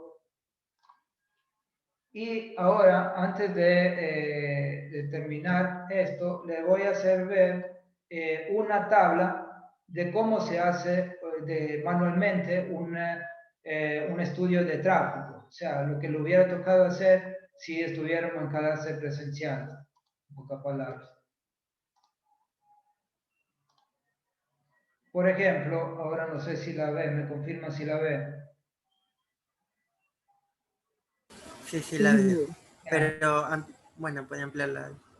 Bueno, voy a ampliar, pero de ahí no se va a ver todo. En sí, ¿qué es lo que tenemos aquí? Esta es una ficha en la cual se van anotando todos los vehículos que pasan por una determinada sección. ¿Qué es lo que hacen? Ustedes van ahí, se ubican en un determinado punto y desde, por ejemplo, en este caso, desde las 6 de la mañana hasta las 8 de la noche se hizo el conteo.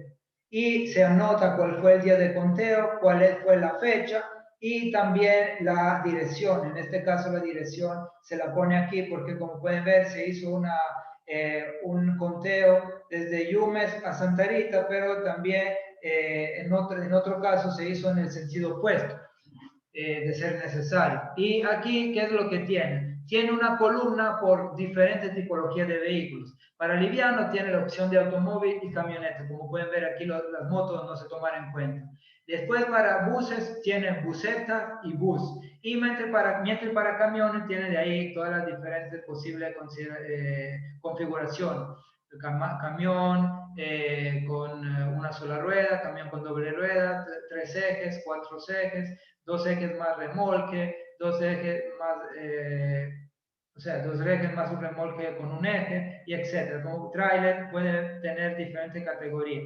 Y después lo único que le va a tocar hacer a usted es tener cuidado con qué tipo de vehículo está pasando y anotar en su hoja, bueno, entre 6 y 7, ustedes están viendo los horarios y ven, bueno, pasó un vehículo, me anoto, un carro, automóvil. Después, un poco pasa otro vehículo, es un tráiler. Bueno, voy anotando que pasó un tráiler. Y eso lo hacen por todas estas horas de medición y al final obtienen esto por cada día. Están calculando ustedes por cada hora y cada categoría de vehículo la cantidad. Y eso lo hacen por lo menos por 2 semanas. Y con esto de ahí lo van a utilizar ustedes para obviamente definir y caracterizar el tráfico, también decir, tengo un porcentaje tanto de vehículos pesados, otro porcentaje de vehículos livianos. Esta es la forma normal de hacer este tipo de mediciones, pero también hay otra forma, que yo le voy a pasar por aquí, es mediante registrando videos. Ustedes pueden, no sé si lo pueden ver esta página de YouTube que puse a toda pantalla. Ya, ¿qué es lo que se puede hacer? Obviamente, si tienen los recursos económicos para hacerlo y mantener un control fijo de tráfico en un determinado punto, instalar cámaras y de ahí desarrollar o comprar un software que le haga el conteo automático de los vehículos. Miren, aquí ahora tenemos una vía con 2 calzadas y por calzada hay 3 o 4 carriles de circulación. Y aquí le hace la clasificación entre aquí le pone el sentido AB y sentido BA, o sea, en una dirección y en la dirección opuesta, y aquí están los diferentes tipos de vehículos, carros, motos, buses, camiones, y etc. Y lo que se hace en automático, miren, aquí disminuir la velocidad, es captar los vehículos, reconocer qué tipo es, y aquí van aumentando la cantidad. Por ejemplo, tiene 12 carros en este sentido, ahora 14 con un total de 26, un bus que había pasado antes, y como pueden ver, desde esta sección lo va captando, lo va clasificando. Ahora va pasando una moto, y entonces aquí está la moto que pasó, y va clasificando todo esto. Y obviamente hay diferentes formas de hacerlo, diferentes equipos. Con esto ustedes en sí van a tener datos de manera automática, simplemente lo tienen que validar. Por ejemplo, ¿cómo lo valida? Toma, qué sé yo, 5 minutos de un día y verifica, hace usted el conteo manual desde el video y verifica que coincida la información reportada en la tabla que le devuelve el software con lo que realmente pasó. Y con esto usted tiene el conteo. Si tiene una cámara puesta, como por ejemplo es todas las entradas de Guayaquil, ahora han puesto en el puente de la Unidad Nacional, en todos los diferentes puentes, en la Avenida de las Américas, están en los pasos peatonales normalmente, o en los letreros, han instalado una cámara por carril, y es con esa cámara también, además de llevar el control por seguridad ciudadana, de las placas, también llevan control de la cantidad de vehículos y de los tipos de vehículos que pueden circular. ¿Preguntas?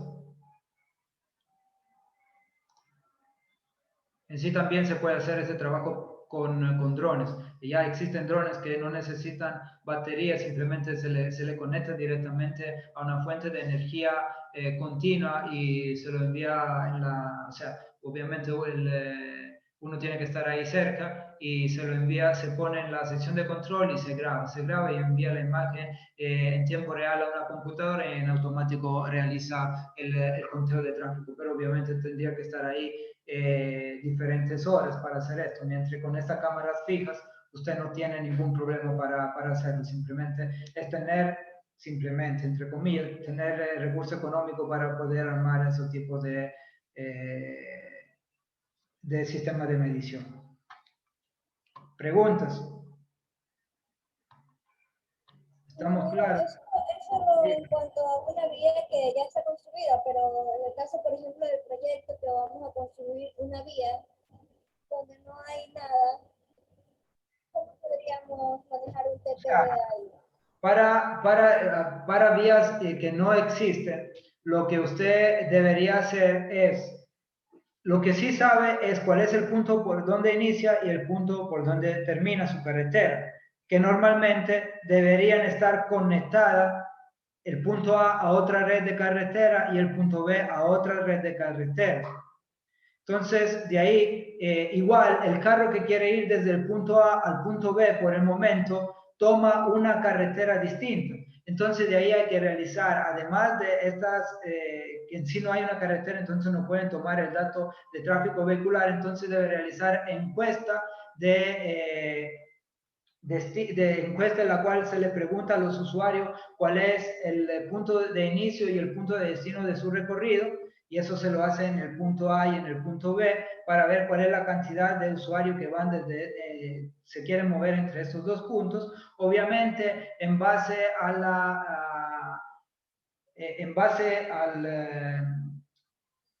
porcentaje, en sí a la característica que deben tener sus datos desde un punto de vista de calidad. Usted deberá tomar una muestra bastante amplia para poder hacer de ahí una proyección.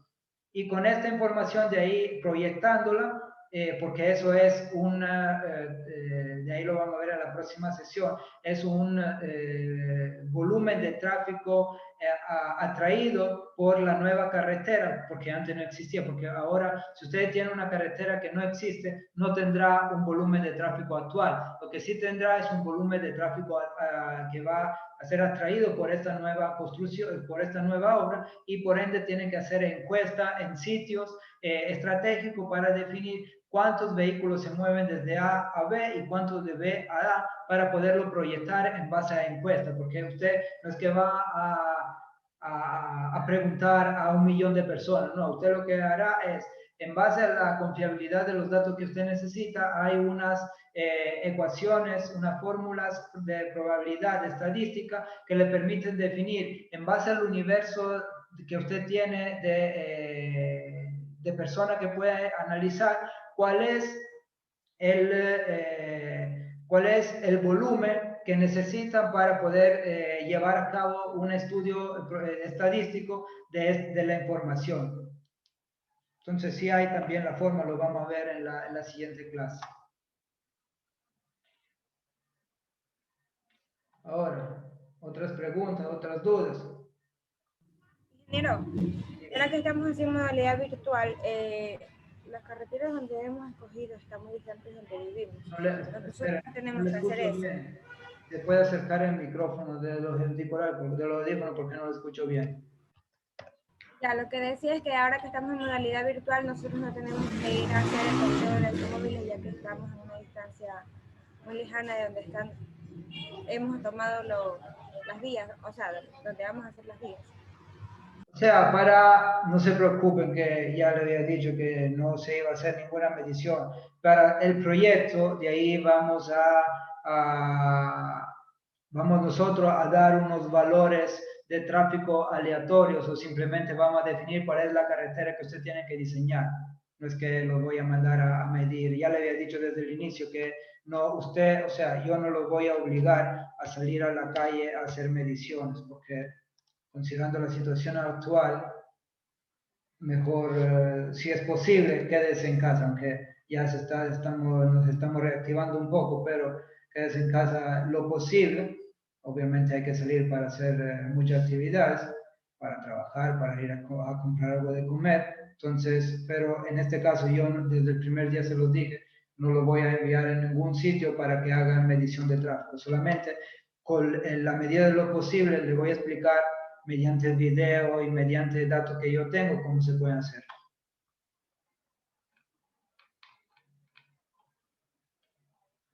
Gracias, ingeniero.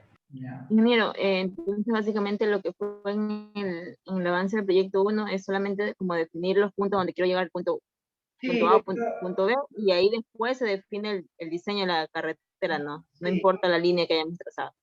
No, yo creo que hubo alguna incomprensión, porque yo les pedí, solamente lo que quería era saber cuál es el punto A y cuál es el punto B, y que estos dos puntos, trazando una línea recta entre los dos, sean mínimos de 3 kilómetros. Punto. Hay algunos de ustedes que ya los veo que llegaron con la carretera trazada, ya mismo venía hasta con la carretera dibujada en perfil y en planta. Simplemente le pedí un punto A y un punto B, ubicarlo donde está y de ahí obviamente esa información adicional que le pedí de los sitios punto A y punto B, pero nada más. Eso es lo que yo le había pedido, nada de cosa adicional a esto. Entonces, ya considerando la hora, considerando que todavía hay que hacer el cuestionario, vamos a hacerlo ahora mismo. Ya pueden empezar a ingresar, bueno, sí, todavía no lo van a ver, pero a partir de la 1:05 minutos, de las 13:05 minutos, ustedes podrán empezar a hacer su cuestionario. Les repito, son 10 preguntas o de verdadero o falso o de opción múltiple en la cual ustedes tienen que seleccionar la respuesta o la respuesta correcta. Lo tiene que hacer, tiene máximo 15 minutos de tiempo para poderlo hacer, porque si la saben, si no la saben, no tiene que tener tiempo para ir a buscarla, porque ya la había mandado a estudiar. Vienen desde las diapositivas de la unidad 1 todas las preguntas,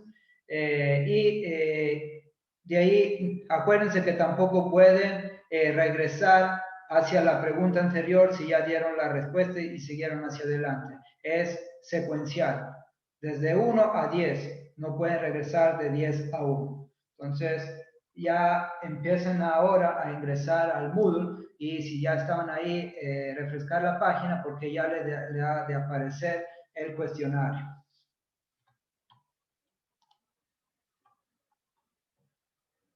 Tiene un intento obviamente permitido, no se permiten más. Y Esperen, ya lo pueden ver. Ya la podemos ver. ¿Cómo? Sí, ya se puede ver. Ya, entonces espere todavía, ya, desde ahora, obviamente si mi reloj está sincronizado con el reloj del server del Moodle, desde ahora ya pueden empezar a realizar Ingeniero, disculpe, Ingeniero, manda a utilizar un software. Sí, ahí dice descargar el Safe Exam Book. Descargar software. a ver, es que, bueno, hacemos una cosa. El problema es que de ahí algunos están con celular, otros están con computadora. Y tampoco para perder tiempo, el día de hoy lo vamos a hacer sin esto. Para el examen, la lección sí lo van a instalar. 6 software para que ustedes no puedan salir de la página del curso, solamente los deja estar ahí, no los deja navegar por ningún lado mientras que ustedes hacen la prueba. Entonces, espera un segundo, voy a eliminar esta opción.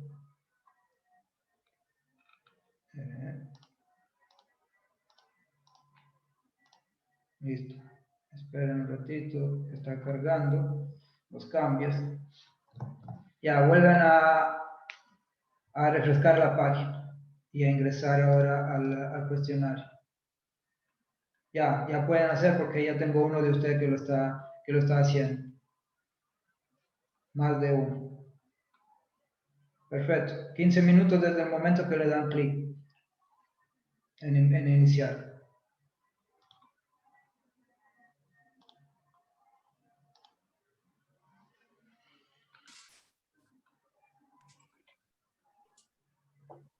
Yo igual estoy aquí, estoy grabando y cualquier duda, si tiene tiempo para hacerla, la pueden presentar, pero no deberían tener dudas.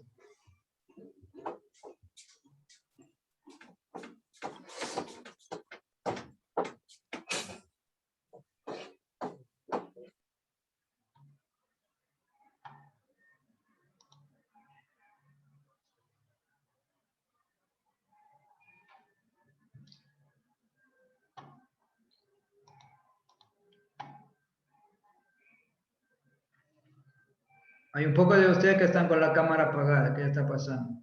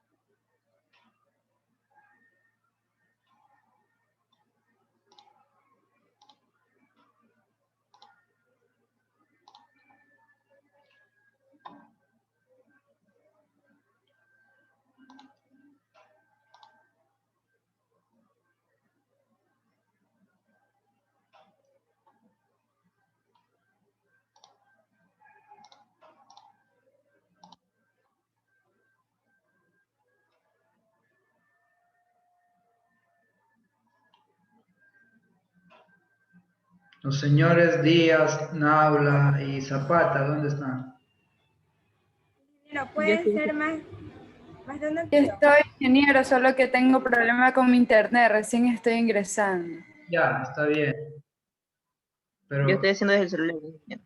ya. Por ahí alguien me estaba preguntando algo. ¿Puede ser Sí, más? puede ser más de una opción. Sí, puede ser. A ver, puede ser más de una opción, pero si se equivocan le resta punto. Si escogen la opción equivocada le resta punto. ¿Alguien más?